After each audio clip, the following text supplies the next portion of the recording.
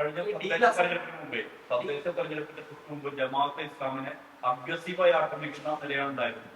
പക്ഷെ ഇപ്പോ ഈ തെരഞ്ഞെടുപ്പ് അത്തരത്തിൽ അഗ്രസീവായി ആക്രമണം കാണില്ല. അത് ഏത് തരത്തിലുള്ള സെക്യൂരിറ്റിയുടെ ഭാഗമായിട്ടാണ്? CPIM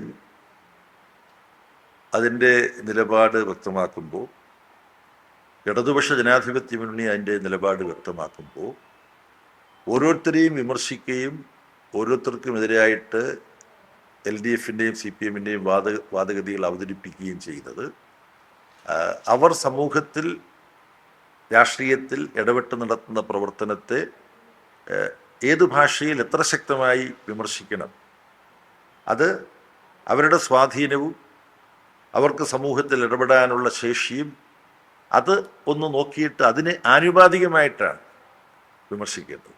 ആ ആനുപാതികമായിട്ടുള്ള വിമർശനം എന്നും നടത്താറുണ്ട്. അത് ജമാഅത്തെ ഇസ്ലാമി ആണെങ്കിലും അതുപോലുള്ള മറ്റ് ന്യൂനപക്ഷ നിലപാടിൽ നിന്നുകൊണ്ട് വർഗീയമായി പ്രവർത്തിക്കുന്ന മറ്റേത് സംഘടനയാണെങ്കിലും ആനുപാതികമായിട്ടാണ്, അവർക്ക് അർഹമായ അത്ര ശക്തമായിട്ടാണ്. അതിൽ കവിഞ്ഞു പാടില്ല, അതിൽ കുറഞ്ഞും പാടില്ല. ഇന്ത്യൻ രാഷ്ട്രീയത്തിലും ഇന്ത്യൻ സമൂഹത്തിലും ഇന്ന് ഏറ്റവും വലിയ ഭീഷണി വർഗീയത ആളിക്കത്തിച്ചുകൊണ്ട്, വർഗീയ ലഹളകളും ചോരച്ചൊരിച്ചിലുകളും സൃഷ്ടിച്ചുകൊണ്ട് ഈ രാജ്യത്തെ വളരെ അപകടകരമായൊരവസ്ഥയിലേക്ക് കൊണ്ടുപോകുന്ന ഫാസിസ്റ്റ് സ്വഭാവമുള്ള RSSും അതിൻ്റെ നിയന്ത്രണത്തിൽ പ്രവർത്തിക്കുന്ന കേന്ദ്ര സംസ്ഥാന ഗവൺമെൻറ്റുകളുമാണ്. അവരെ ആക്രമിക്കുകയും അവരെ വിമർശിക്കുകയും തുറന്നു കാണിക്കുകയും ചെയ്യുന്ന അതേ തീവ്രതയിലല്ല ഈ RSSനെയൊക്കെ അനുകരിച്ചുകൊണ്ട് RSS മാതൃകയിൽ മതരാഷ്ട്രവാദം ഉന്നയിക്കുന്ന ആളുകളാണ് ഇവർ പലരും. പക്ഷേ അവരുടെ സ്വാധീനത്തിന് പരിമിതിയുണ്ട്. നെഹ്റു പോലും ചൂണ്ടിക്കാണിച്ചിട്ടുണ്ട്, ഭൂരിപക്ഷ മതത്തിൻ്റെ പേരിൽ വർഗീയത വന്നാൽ അതിൻ്റെ ആപത്ത് വളരെ കൂടുതലാണ്. കാര്യം അതിന് ഫാസിസമായിട്ട് മാറാൻ കഴിയും. പക്ഷെ ന്യൂനപക്ഷത്തിൻ്റെ ഭാഗത്ത് നിന്ന് അതുപോലുള്ള തീവ്രവാദ പ്രവർത്തനമാണ് വരുന്നതെങ്കിൽ പോലും അത് ഭൂരിപക്ഷത്തിൻ്റെ തീവ്രവാദ പ്രവർത്തനം പോലെയുള്ള ഭീഷണിയല്ല. എല്ലാതരം വർഗീയതയും ഭീഷണി തന്നെയാണ്.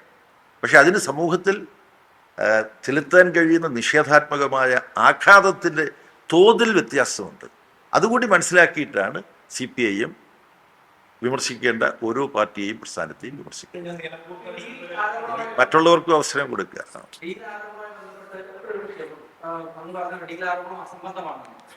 ഇന്ത്യ സഖ്യത്തിനായി നേതൃത്വം നൽകുന്ന രാഹുൽ ഗാന്ധി തന്നെ ഇന്നലെ പത്തനംതിട്ടയിൽ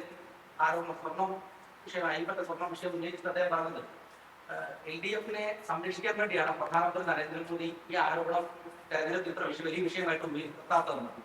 അതെങ്ങനെയാണ് ജനറൽ സെക്രട്ടറി കാണുന്നത്? അതില് ശ്രീ രാഹുൽ ഗാന്ധി ഇന്ത്യയിലെ കോൺഗ്രസിൻ്റെ വളരെ പ്രധാനപ്പെട്ട നേതാവാണ്, പ്രതിപക്ഷ നേതാവാണ്. അപ്പം അത്തരമൊരു നേതാവ് രാഷ്ട്രീയ വിഷയങ്ങൾ കൈകാര്യം ചെയ്യുമ്പോൾ പുലർത്തേണ്ട ഒരു കരുതലും നിലവാരവും അദ്ദേഹം പുലർത്തുന്നുണ്ടോ? അദ്ദേഹം പുലർത്തുന്നില്ല, കോൺഗ്രസും പുലർത്തുന്നില്ല എന്ന സൗഹാർദ്ദപൂർണമായ വിമർശനമാണ് ഞാൻ നടത്തുന്നത്. ഇന്ത്യ ബ്ലോക്ക് എന്ന് പറഞ്ഞിട്ടൊരു രാഷ്ട്രീയ സംവിധാനം ഇപ്പോൾ ഉണ്ട്. ആ ഇന്ത്യ ബ്ലോക്കിൽപ്പെട്ടവരാണ് CPIMും കോൺഗ്രസും മറ്റു പലരും ഉണ്ട്. RJD ഉണ്ട്, NCP ഉണ്ട്, പിന്നെ സമാജ്വാദി പാർട്ടിയുണ്ട്. അപ്പോൾ ഈ ഇന്ത്യ ബ്ലോക്ക് ഞങ്ങൾ രൂപവത്കരിച്ചപ്പോൾ അതിലൊരു വിനയവും കൂടാതെ CPIMൻ്റെ ഒരു പ്രതിനിധിയായിട്ട് എനിക്ക് പറയാൻ കഴിയും.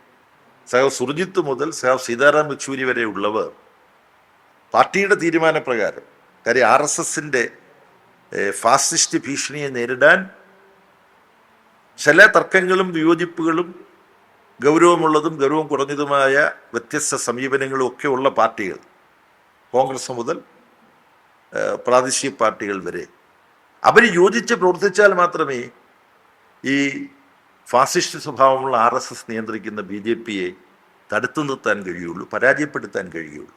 അത് ഇന്ത്യൻ രാഷ്ട്രീയത്തെ പൊതുവിൽ നോക്കുന്ന എൻ്റെ സുഹൃത്തിന് മനസ്സിലാവുന്ന കാര്യമാണിത്. ആർക്കെങ്കിലും ഒരാൾക്ക് മസിൽ പിടിച്ചിട്ട് തോപ്പിക്കാൻ പറ്റുന്നൊരു കൂട്ടരല്ല RSSും BJPയും. വലിയ ശ്രദ്ധാപൂർവമായ സമരം വേണം അവർക്കെതിരായിട്ട് യോജിപ്പിക്കാവുന്ന എല്ലാ പാർട്ടികളെയും യോജിപ്പിക്കാൻ കഴിയണം. അതിനാണ് CPIM എന്ന് ശ്രമിച്ചു പോന്നിട്ടുള്ളത്. കാരണം അവർ വന്നാൽ ഞങ്ങൾ വരില്ല എന്നുള്ള മട്ടിലാണ് ഈ പല പാർട്ടികളും നിൽക്കുന്നത്. അതിൽ കോൺഗ്രസ് ഐക്യ പങ്കുണ്ട്. ഉദാഹരണത്തിന് ഇവിടെ ഇപ്പോൾ പിണറായി വിജയനെ നരേന്ദ്രമോദി പറയുന്നത് കേൾക്കുന്നയാളാണ് പിണറായി വിജയൻ എന്നുള്ള ശുദ്ധ അസംബന്ധമാണ് ഈ രാഹുൽ ഗാന്ധി എന്ന് പറയുന്ന പ്രതിപക്ഷ നേതാവ് പറയുന്നത്. ഡൽഹി ഇന്ത്യ മുഴുവൻ BJP Narendra Modi ഭരിച്ചുകൊണ്ടിരിക്കുമ്പോഴും Aam Aadmi party India ബ്ലോക്കിന്റെ ഭാഗമായി പ്രവർത്തിച്ചിരുന്ന ഒരു പാർട്ടിയാണ് ഡൽഹി ഭരിച്ചുകൊണ്ടിരുന്നത് ഇത്ര കാലം, അല്ലേ? അപ്പോൾ കോൺഗ്രസ് എന്ത് ചെയ്തു? ഈ ആം ആദ്മി പാർട്ടി ഇന്ത്യ ബ്ലോക്കിന്റെ ഭാഗമായി നിൽക്കുമ്പോൾ കേജ്രിവാളും സിസോദിയയും ഡൽഹിയിലെ ആം ആദ്മി പാർട്ടി ഗവൺമെന്റും അഴിമതിക്കാരാണ്, അവരെ അറസ്റ്റ് ചെയ്യണം എന്ന് ആരെ ആവശ്യപ്പെടുന്നത്? ഇന്ത്യ ബ്ലോക്കിന്റെ നേതാവായിട്ടുള്ള രാഹുൽ ഗാന്ധിയാണ് ആവശ്യപ്പെട്ടത്. അപ്പം BJPക്ക് സന്തോഷമായി. കാര്യം BJPക്കെതിരായിട്ട് ആം ആദ്മി പാർട്ടിയും കോൺഗ്രസും ഒക്കെ ഡൽഹിയിൽ സഹകരിച്ചാൽ അപകടമാണ്. കോൺഗ്രസ് സഹകരിക്കാതെ തന്നെ BJPയെ ഡൽഹി തോപ്പിച്ചിട്ട് ഡൽഹി ഭരണത്തിൽ തുടർച്ചയായിട്ടിരിക്കുകയാണ് കേജ്രിവാൾ. രാഹുൽ ഗാന്ധിയും കോൺഗ്രസും ആവശ്യപ്പെട്ടതനുസരിച്ച് നരേന്ദ്രമോദി ഗവൺമെന്റ് നീങ്ങി.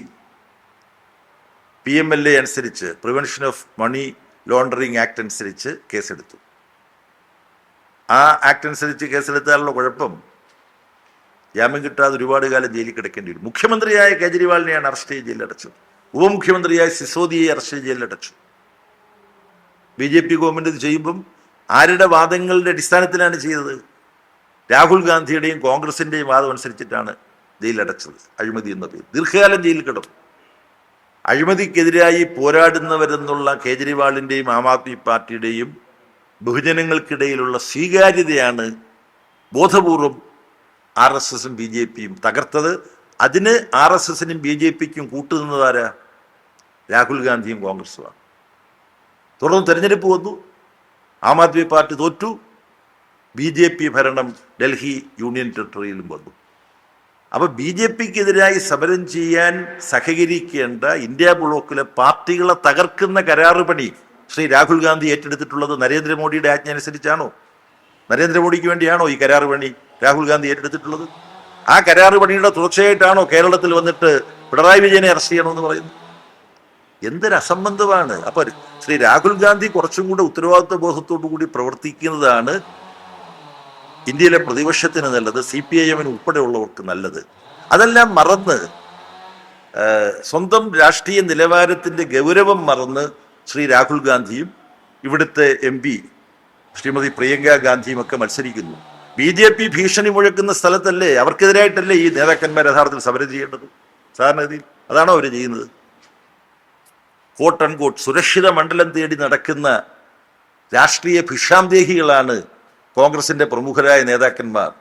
ഇന്ത്യയെ ഫാസിസ്റ്റ് പിടിയിലേക്ക് RSSും BJPയും കൊണ്ടുപോകാൻ ശ്രമിക്കുമ്പോൾ അതിനവർ പ്രവർത്തിക്കുന്ന ബീഹാറും UPയും പോലുള്ള സ്ഥലങ്ങളിൽ സമരത്തിന് നേതൃത്വം കൊടുക്കാൻ ഒപ്പം നിൽക്കേണ്ട, ജനങ്ങൾക്കൊപ്പം നിൽക്കേണ്ട രാഹുൽ ഗാന്ധിക്കും പ്രിയങ്ക ഗാന്ധിക്കും റോബർട്ട് വധേരയ്ക്കും ഒക്കെ അതിന് കഴിയുന്നുണ്ടോ? കഴിയുന്നില്ലല്ലോ.